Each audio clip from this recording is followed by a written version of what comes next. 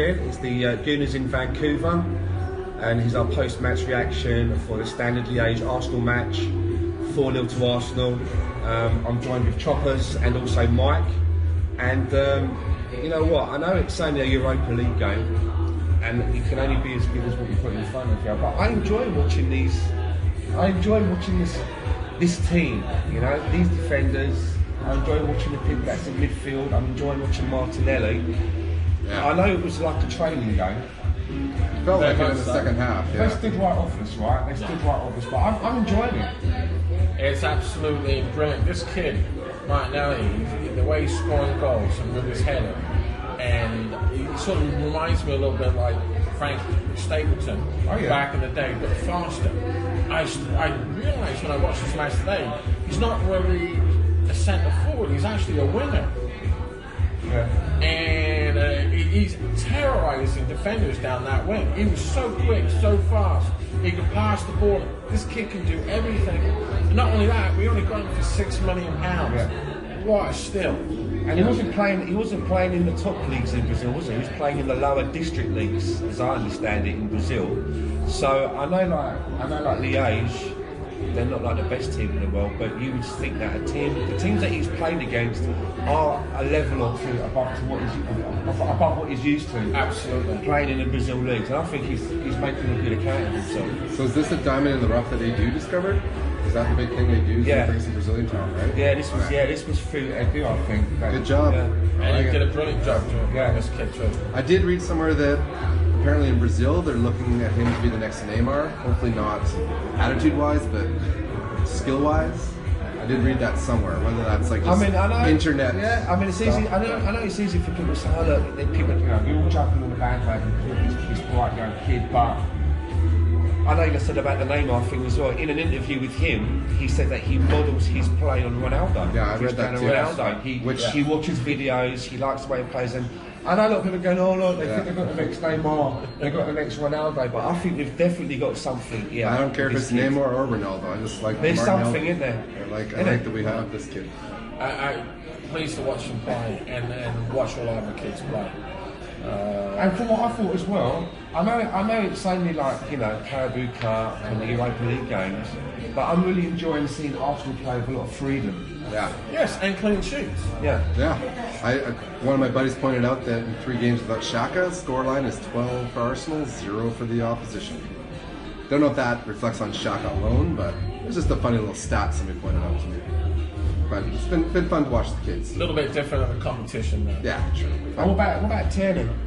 Looking good. I still want to see him in the Premier League though. He looks like he's going to terrorise defences as well. He looks good going both ways. He's great going both ways, and he can pass, and he can cross the ball in. That's the difference. And so £25 million. Aubameyang and Lacker, like, bring it on, yeah. And when Bellingham gets up to speed as well, and Holding is really, he's back. We're going to have a better defense, that's for sure. I was saying I'd play this back four in the next league game. Why do you think he brought Aubameyang on? Do you think there was any need for that at that time? I mean, I thought that was a bit. I can understand why he brought him on. I think I can answer. I don't understand why he brought on Ben Beasley either. I have a theory. Let's see. I really thought at the beginning of this match he was going to have Pepe play. Right. And have these lads go up to the lads and say, look, try and get some Pepe, some assists and goals and so on. It's a little charity for Pepe, is what you're saying. A little bit, yeah. And I thought he brought in Aubameyang to help get that partnership going as well. Because right now, like I said, it's out. No side too, but now we've got Martinelli. So you could actually have Aubameyang in the centre. You could have Martinelli on the other wing. You could have Pepe, and right behind him you got Saka. Yeah. You can bring in Ceballos, Reece, and maybe Ozil as well.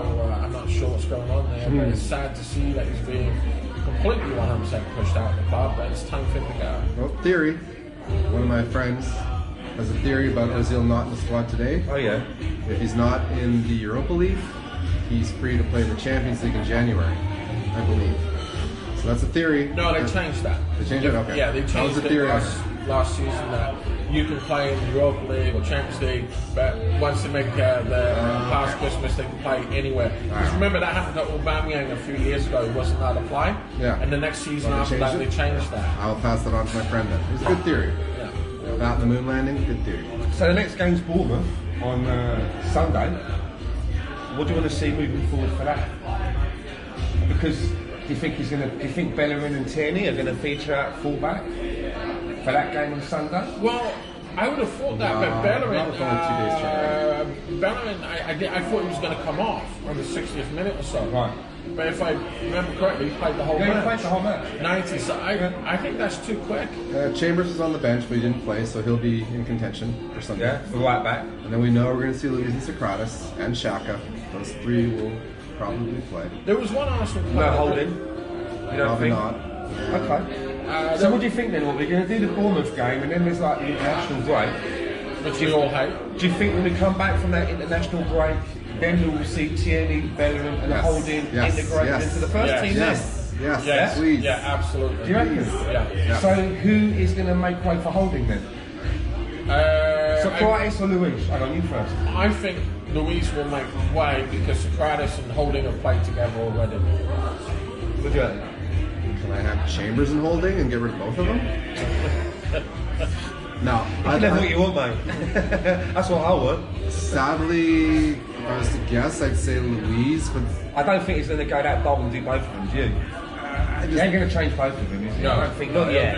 I think there's some bullshit about Luis coming to this club to play games, and he'll probably get the nod, and Socrates will have to sit, which I don't agree with. But I think maybe if Holding comes in, it'll be at the expense of Socrates. I don't hope that that's what happens, but I think that's what happens. So on the whole, then we're happy back today. Except for one Arsenal player.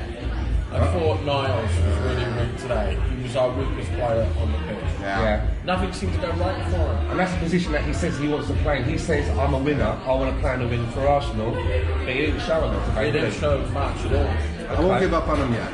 But that was not a good Of course shot. not. He's still a kid. He's only 20. But we're basically happy back today though, right? Clean sheet, 4-0. Yeah. And are we optimistic about Sunday or not? Are we? Absolutely. We're at home. I think You reckon we're getting 3 points? the 3 points for sure. I'm going to say the score's going to be 4-1. 4-1. I had a thought. Wasn't it Bournemouth? Was it Ryan Fraser that we had all the rumors about buying? Yes. Asshole will probably get a hat trick just to put So the what's your score? No, I think we'll win 3-2. 3-2. I don't think we have it in us in the league, especially with Xhaka starting, to get away with it. I'm going to go with maybe a 2-1, I think. I think we're going to give Bournemouth a bit of a beating myself. Okay. I like it, but I don't think it. So look, that's our reaction from here, the Gooners in Vancouver. But listen, have your say. Leave something in the comments. Tell us what you thought about today's match. Tell us what you think your predictions are going to be for the Bournemouth game. And don't forget as well, if this is your first time coming by Sunny TV Unfiltered, hit the subscribe, hit the bell, and that way you'll always be alerted when Sunny uploads a video. We'll see you next time. Cheers.